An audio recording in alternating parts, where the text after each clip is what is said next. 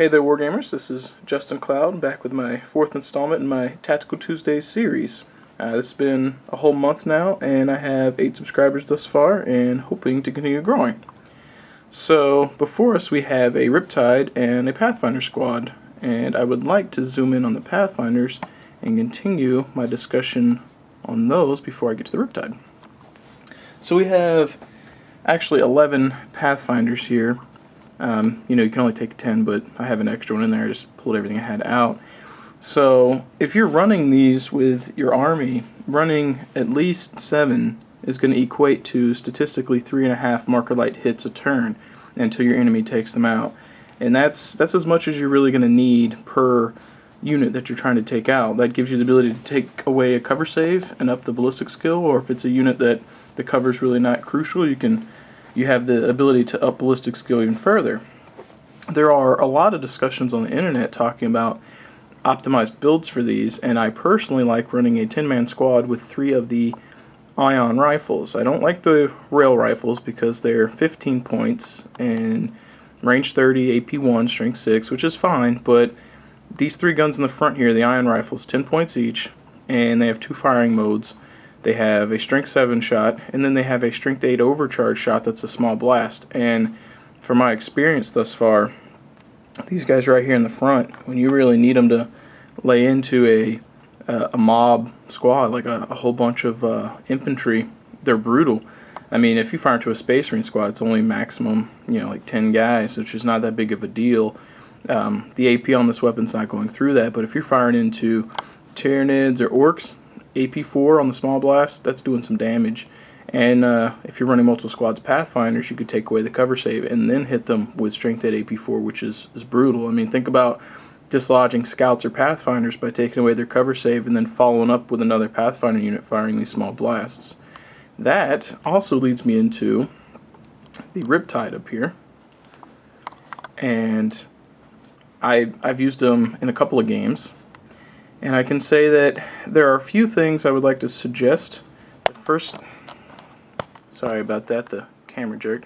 The first thing I would like to say about the Riptide is don't put every upgrade on him you can. He's a big target. Everyone's going to try and take him out because he does a massive amount of damage. And the more points you put into him, the more it hurts your army when he goes down.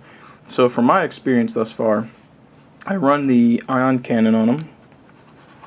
Or ion accelerator, excuse me. And I run the smart missile system because, range 30. Running the pulse rifle, you get 24 but only 1 shot. The missiles seem to be more efficient in my opinion. And you keep his, the other upgrade wise, I keep his points down. The only upgrade I really want to squeeze in on him sometimes is the stimulant injector. Having the 2-up armor save, the 5-up invuln save, and then feel no pain is brutal. But I would probably never run the assault cannon, or not the assault cannon, but the heavy burst cannon that he's got. It's okay, but the ion accelerator is better.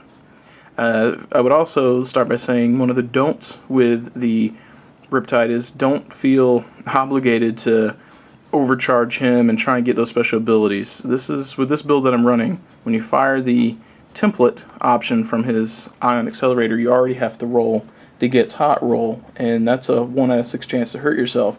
If you're trying to boost that and increase the damage with his overcharge ability via the suit, on a 1 or 2 you fail and you take a wound, which is, for the benefit you get, it's high risk and low reward.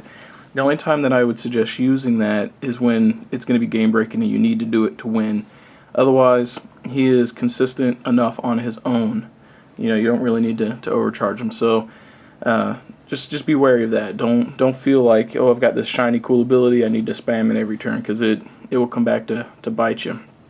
But other than that, he's a huge threat presence on the board and draws a lot of attention. People want to get rid of him. The damage he can do should be respected. It's ridiculous.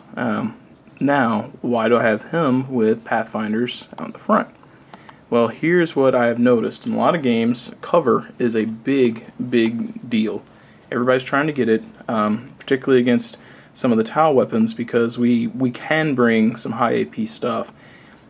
Pathfinders with the Riptide, or if you're running anything with templates, are super efficient, and this is why. When you look at a unit in cover, let's go with Space Marines because that's what I've dealt with recently. Let's say Devastator Squad or Tactical Squad. They're camping in cover on objective, or they've got a vantage point to fire at you with your heavy weapons. Take your Pathfinders in the front, and you lay into them with your Markerlights. Statistically, with a squad this size, you're going to get between 3 and 4 marks.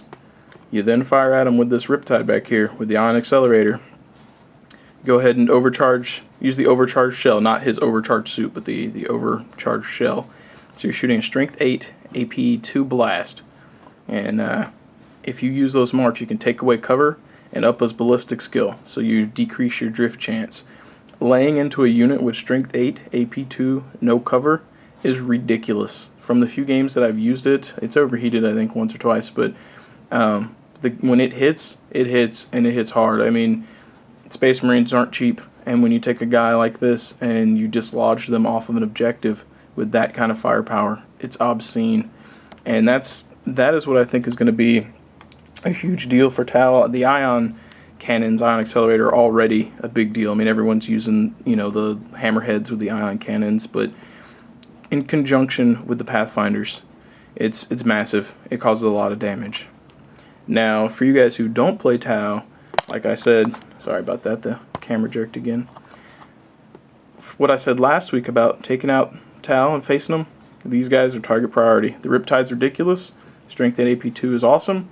But if you use cover or rely on cover at all, if you use an Aegis defense line, whatever, you need to take out the Pathfinders first. If you don't, they will come back to bite you in the butt, because the Pathfinders will beef up the blast templates in the Tau army. They'll take away your cover save, and that Riptide or the Hammerhead, whatever they're bringing, that will dislodge your troops and they will eat you.